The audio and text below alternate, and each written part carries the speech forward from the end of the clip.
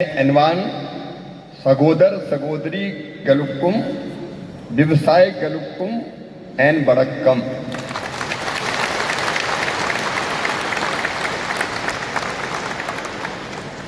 सदगुरु आपको प्रणाम करता हूं।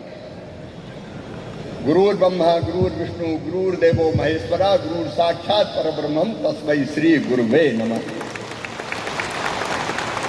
हिंदी में कहते हैं गुरु गोविंद दो खड़े काके लागू पाए, बलिहारी गुरु आपकी गोविंदियो बताए। परम सिद्धे सदगुरु जिनके इस कैंपस में आज हम बैठे हैं, मेरे परम मित्र लोकसभा के पूर्व deputy speaker doctor N Thambi Durai ji, member of parliament Lok Sabha आदरणीय के गोपीनाथ जी, होसुर के एमएलए श्री भाई Prakash ji, ex MLA Shri doctor K A Manoharan,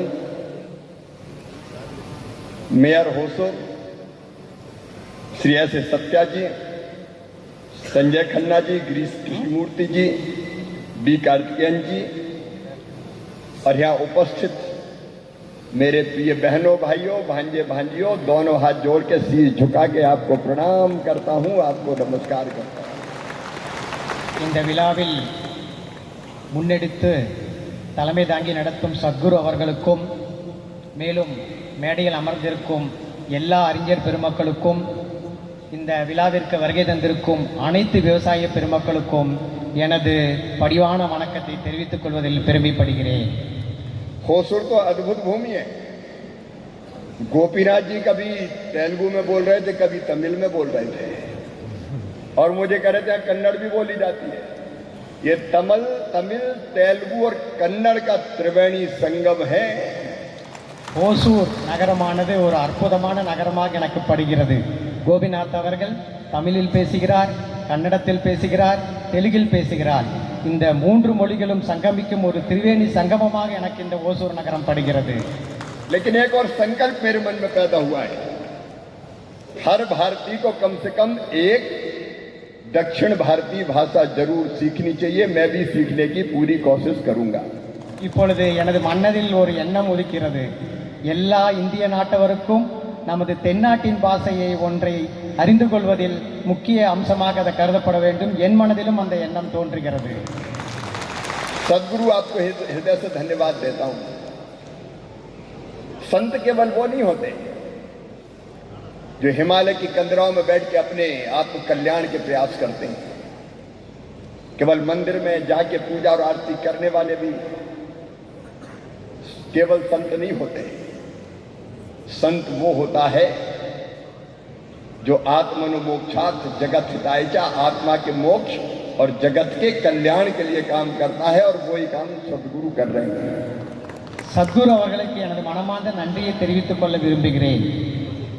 தேச சேவையே முக்கியமான சேவை।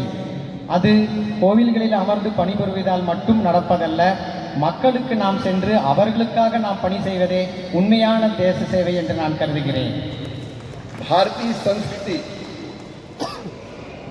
और दर्शन का एक लाइन में अगर मैं कहूं सार क्या है, तो वो है एक ही चेतना हम सब में विराजमान है। मनुष्य मात्र में एक ही चेतना है, हम एक हैं। इसलिए हमारे देश में कहा गया है आत्मवत् सर्वभूतेषु, सबको अपने जैसा मानो, जियो और जीने दो। और इसलिए हमारे देश में कहा अयम निजम परो बेटी गवना लघु चेता उदार चरिता नाम तू बसदेव कुटुंबकम, सारी दुनिया ही एक परिवार है। இந்திய பாரம்பரியத்தின் ஒரு முக்கிய கோட்பாட்டை ஒரு வரியில் நான் சொல்வதென்றால், அனைவரும் ஒன்று। அனைத்து உள்ளங்களிலும் அந்த ஒருமித்த கருத்துத்தான் இருக்கிறது, தேவன் ஒருவனே। அதனால்தான் இந்த பெரிய பிரபஞ்சமே ஒரு குடும்பமாக நாம் கருதி செயல்பட வேண்டியது முக்கியமான கருதுகோளாக என்று நான் கருதுகிறேன்। वो चेतना हम सब में है, तो हम सब एक हैं। कोई ईर्ष्या नहीं, कोई द्वेष नहीं, कोई भेदभाव नहीं, एक ही पिता की संतान है। लेकिन वो चेतना केवल मनुष्य मात्र में नहीं है, वो चेतना प्राणियों में भी है, पशु पक्षियों में, कीट पतंगों में, और केवल इतना ही नहीं, पेड़ पौधों में भी वही चेतना है। नदियों, समुद्रों, पहाड़ों में, ग्रह नक्षत्र तारों में बस एक ही चेतना है। हम सब एक ही चेतना के अंग हैं। அந்த இயற்கையான சக்தி என்பது மனித ரூபத்தில் மட்டுமல்ல, பிராணிகளிடத்திலும் இருக்கிறது, தாவர ஜந்துக்களிலும் இருக்கிறது. அத்தனை ரூபத்திலும் அடிப்படையாக இருக்கும் அந்த சக்தியைத்தான் நாம் போற்றப்பட வேண்டி இருக்கிறது.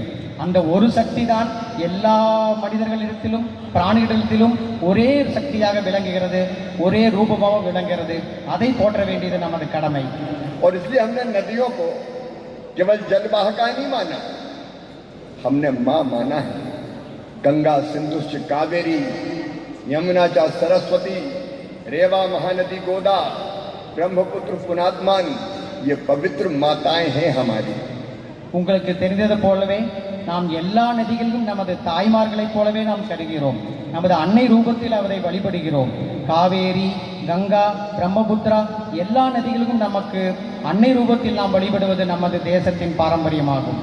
इसलिए हमने नदियों की भी पूजा की, लेकिन हमने पेड़ों में भी वही चेतना देखी, इसलिए हमने पेड़ों की पूजा भी की।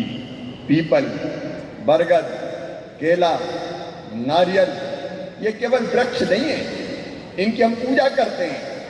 और इसलिए करते हैं कि यही तो हमें जिंदगी देते हैं, जीवन देते हैं।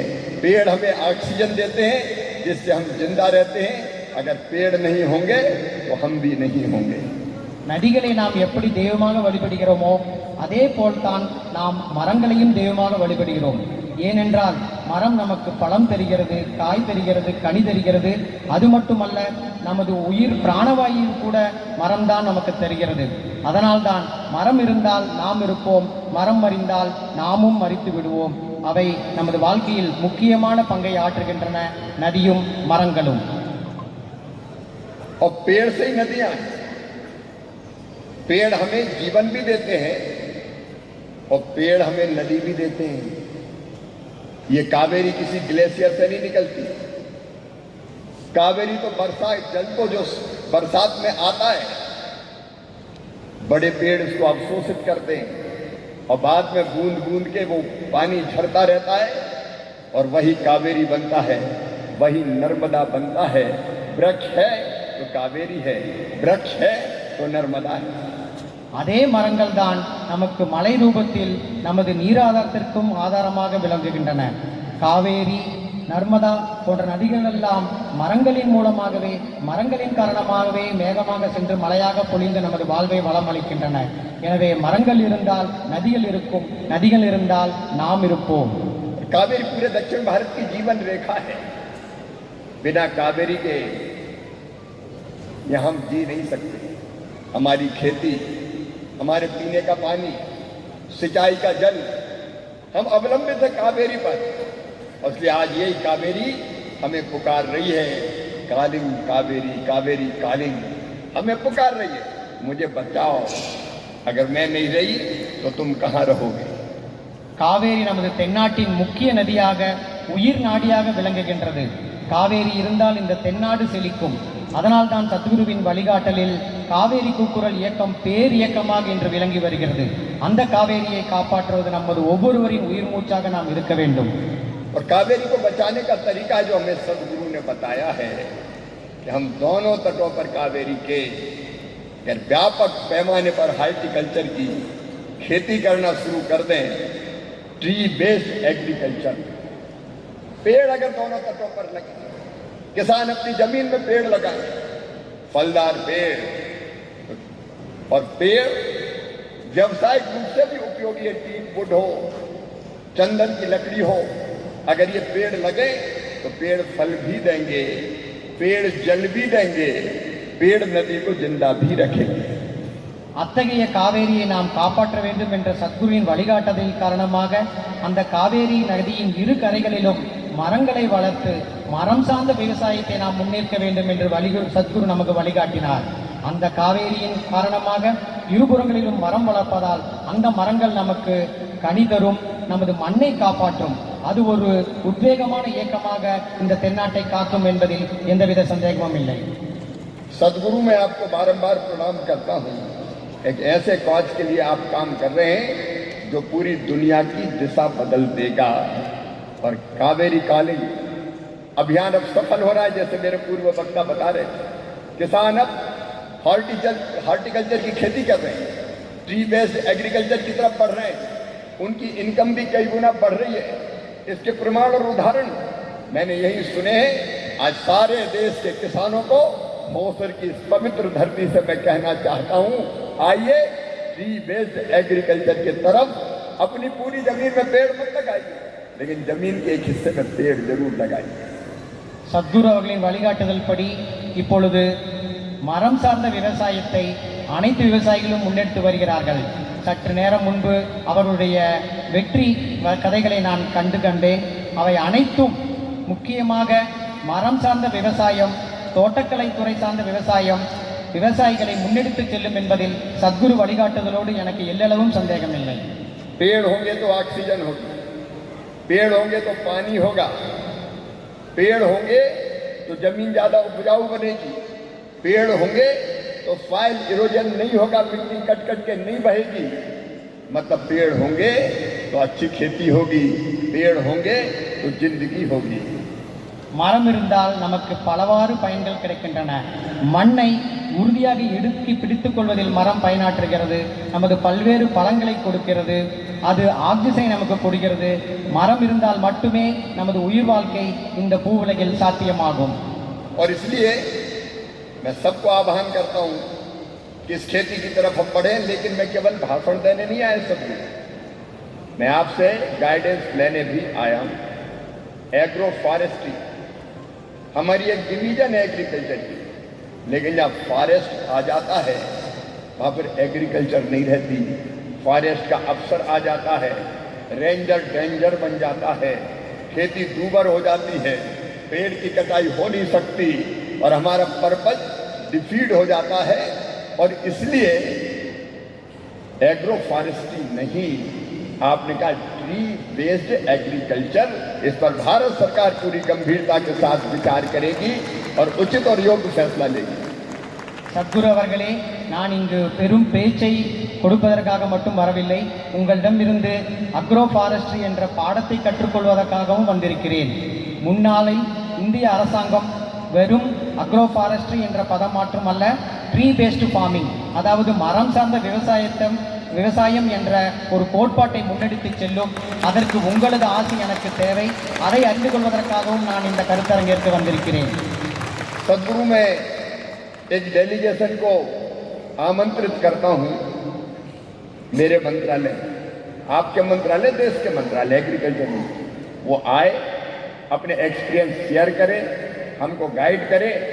आपको भी आपके लिए आपसे गाइडेंस के लिए मैं स्वयं आ जाऊंगा, या आप दिल्ली पधारेंगे तो मैं वहां भी आपका स्वागत करूंगा।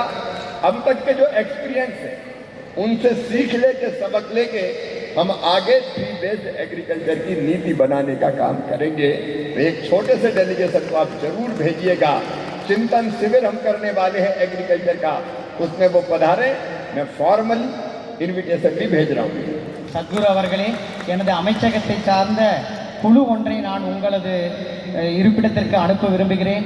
அவர்களுக்கு உங்களது அனுபவத்தை நீங்கள் பகிர்ந்து கொண்டு அவர்களுக்கு நீங்கள் வழிகாட்ட வேண்டும். நீங்கள் புதுதில்லி வந்தால் கூட உங்களை நாங்கள் அழைத்து உங்களது அனுபவங்களை கேட்க விரும்புகிறோம்.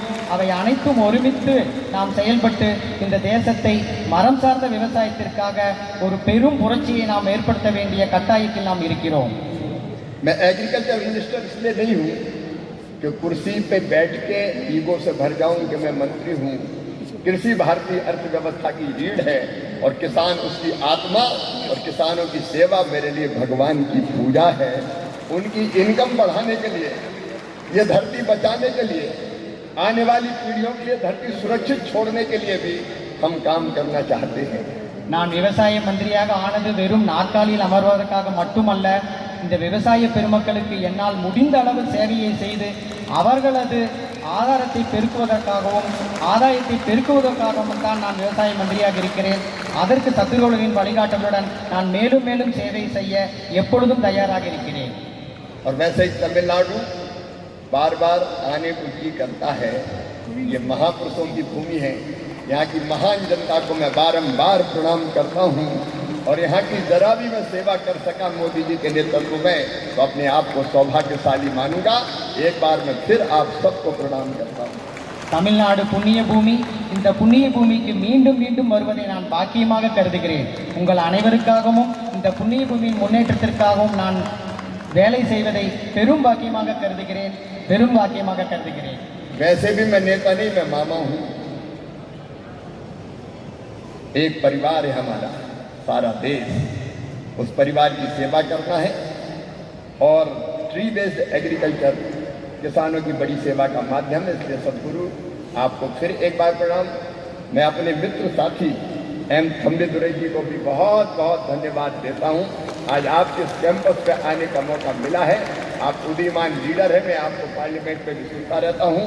और माननीय गोपीनाथ जी यहाँ बैठे हुए हैं, मैं उनको और पूरी टीम को यहाँ जिनने अपने वक्तव्य दिए हैं सबको हृदय से धन्यवाद देता हूँ।